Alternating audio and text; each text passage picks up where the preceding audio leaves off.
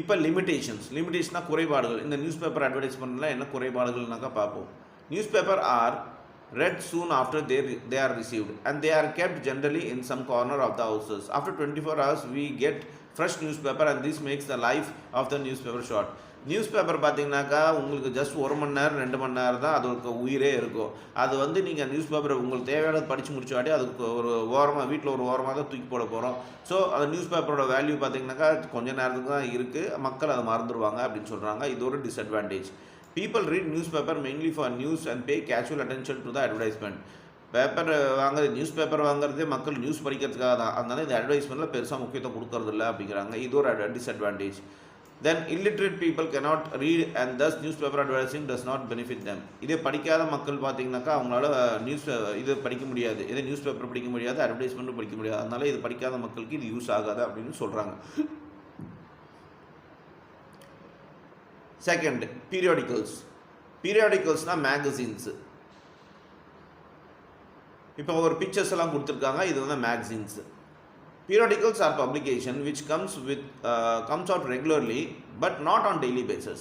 They may be published on weekly, fortnight, monthly, bi-monthly, quarterly or even yearly basis. For example, you must have come across magazines and journals like Outlook India Today, Frontline, Yojana, Femina, etc. published regularly in English. Gar Shobha, Nandan and Champak in Hindi.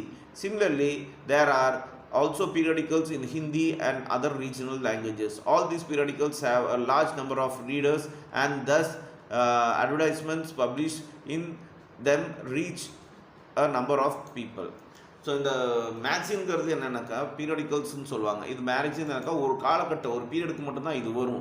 அப்படி ஒரு பீரியடுக்குனாக்கா என்ன அர்த்தம்னா வாரத்துக்கு ஒரு time வரலாம், இல்லை மாதத்துக்கு ஒரு டைம் வரலாம், இல்லை உங்களுக்கு 2 மாதத்துக்கு ஒரு டைம் வரலாம், இல்லை 3 மாதத்துக்கு ஒரு டைம் வரலாம், இல்லை 6 மாதத்துக்கு ஒரு டைம் வரலாம், இல்லை வருஷத்துக்கு ஒரு டைம் கூட இது சில மேக்சின்ஸ் தான் வருது. ஒரு சில மேக்சின்ஸ் எது இருந்தாலும் ஃபேமஸான மேக்சின் இந்தியாவில் இந்த மாதிரி வருதுனாக்கா அவுட்லுக்கு, அப்புறம் India today, Frontline, Yojana, Femina இந்த மாதிரி எல்லாமே இங்கிலீஷ் மேக்சின்ஸ் தான் வருது. இதே ஒவ்வொரு லாங்குவேஜ்லேயும் அந்த மாதிரி நிறைய மேக்சின்ஸ் எல்லாமே பப்ளிஷ் ஆகுதுன்னு சொல்கிறாங்க. ஸோ இது பார்த்திங்கனாக்கா உங்களுக்கு இது மூலமாக அட்வர்டைஸ்மெண்ட் கொடுக்கறதுனால பெரிய நம்பர் ஆஃப் மக்களுக்கு வந்து இது போய் ரீச் ஆகுது, நிறைய பேத்துக்கு ரீச் ஆகுது அப்படின்னு சொல்கிறாங்க. இப்போ அட்வான்டேஜ் பார்ப்போம். பீரியடிக்கல்ஸில் அட்வர்டைஸ்மெண்ட் கொடுக்கறதுனால என்ன அட்வான்டேஜ்?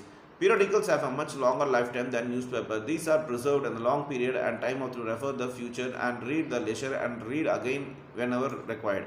இந்த பீரியடிக்கல் மேக்சின் வாங்குகிற கஸ்டமர்ஸ் ரீடர்ஸ்லாம் பார்த்தீங்கன்னாக்கா உங்களுக்கு அவங்க இது பல நாளைக்கு வச்சு படிப்பாங்க. ஏன்னா இப்போ 3 மாதத்துக்கு ஒரு டைம்